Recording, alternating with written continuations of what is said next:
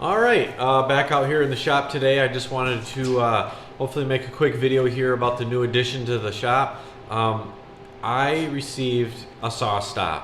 My wife, I got home the other day and she had some boxes on a pallet with SawStop. I was absolutely ecstatic. I cannot tell you how excited I was. I didn't ask why, I didn't care, but she wanted to give me that as a gift. I have always wanted one of these saws. When the first one was sold, I think around 2004, I loved the technology of the blade and you know, the whole hot dog test. But the condition of this saw is top notch. The quality of it is top notch. Putting it together couldn't have been easier. The directions were spot on. Nothing was confusing. I did get the 1 3/4 horse professional cabinet saw. I got the 36-inch extension table. Maybe I'll get a router at some point down the road, but I wanted to get that. So that'll be nice, making 3-foot wide cuts. The miter gauge, everything. It's just absolute quality. And it's going to be a great addition to the shop. I've only made a few cuts with it. I'm not really going to do a review on it. I don't know if most of you own a SawStop, but obviously I'm not going to do anything. I'm not going to do another review until probably 3-6 months from now, depending on how many cuts I make, because it's really not fair to do a review on unboxing a saw and seeing the quality. I really want to know how it does down the road. There's only a few adjustments I had to make. This saw is much lower than my old saw, is by about 2 inches. So I actually had to remove some blocks off of my outfeed table and readjust that. So now my outfeed table is actually a little lower than my table saw right now, but I put the adjustable feet back on, so when I get the saw in position where I want it, I'm going to raise the outfeed table where exactly I want it. I do have a mobile cart coming for this. I guess there was a promotional thing going on where you could get the cart for free with the purchase of the saw. So I haven't really moved this too much until I get the cart, because I'm going to actually push this. I'd really like to get it, if I don't, I don't, but I really like to get this right up to my outfeed table. That way I can take my miter slots and I'm going to router grooves in this so that we can get this all the way on.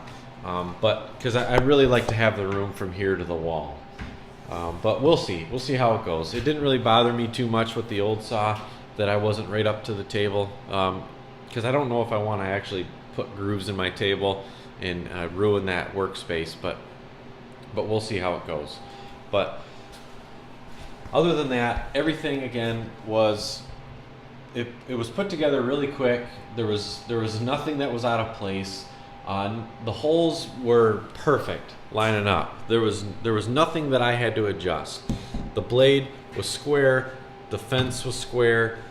There was nothing that I had to tweak and make it right.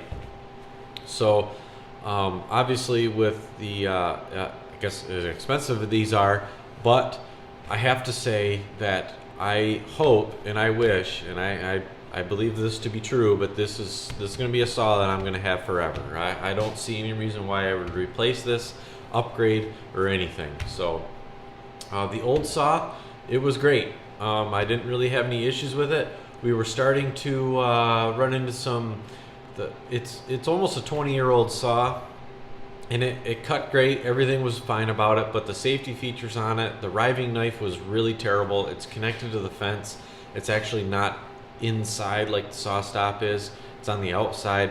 It started to bend. You'd go to push boards through and it was misaligned. We had a couple kickbacks because of that. You couldn't use the kickback plates without the guard on it. This here, I guess I have to read through the book quite a bit, but when I put the fence back on, but you can take those off. If you need it, you can keep them on, take the fence off. You can take the guard off, but keep the kickback plates on.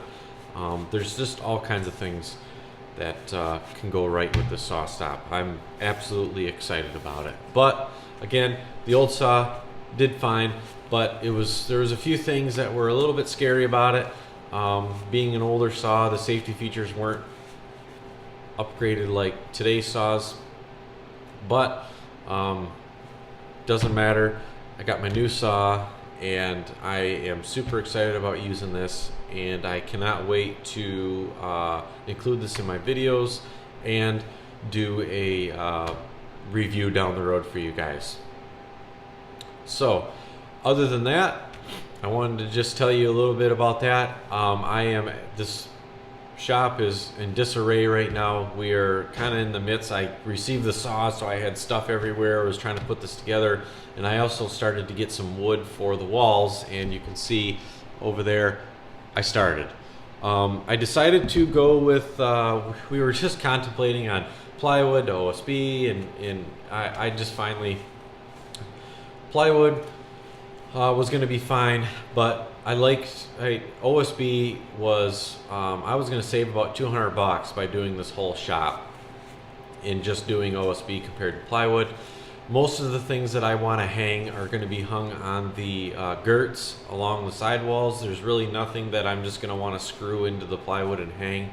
I do have OSB in my current garage, and I've screwed just through the OSB to hang extension cords and little things like that. But anytime you get into cabinets and stuff like that, you always just hang on the studs, or in my case it'll be the girts in the pole barn. So I wasn't really concerned on that. Down the road, if for some reason I feel wanting to do it, it's got a smooth side, it's easier to paint. I really don't plan on painting it right now. I do like the looks of the wood. This is a workshop. This is not, I'm not building anything fancy out here. And I didn't want to put expensive plywood on the walls, because the wall behind me, we may do an accent wall where there's a supplier around my area where I can get tongue and groove pine for really cheap. So down the road, if I decide to start with the accent wall and then move my way around, I didn't want to put expensive wood on the wall and then cover it up with tongue and groove. So I wanted to just kind of start out with something that could get me covered and get going and get the shop done. Because once the wood's up, I really want to start bringing stuff in from the garage, and I still need to tackle that miter saw station. I really want to start getting drawers and stuff put in there, but I don't really want to build a bunch of drawers in the miter saw station and do a bunch of things to that and then realize I should have built shallower drawers, deeper drawers. I don't really know all of what I have in the garage until I bring it in here, maybe lay it out and figure out what I need to do. I still thought about in the longer section of doing just open cubbies, so who knows. But anyway, I just wanted to make a quick video and show you guys my new saw, and I'm super excited about using it, and I'm excited about showing you guys how it has done down the road. So until then, I'm going to continue today to put some wood on the walls, and hopefully we'll show you that completion here in the next week or so. So thanks for watching, and I'll see you next time.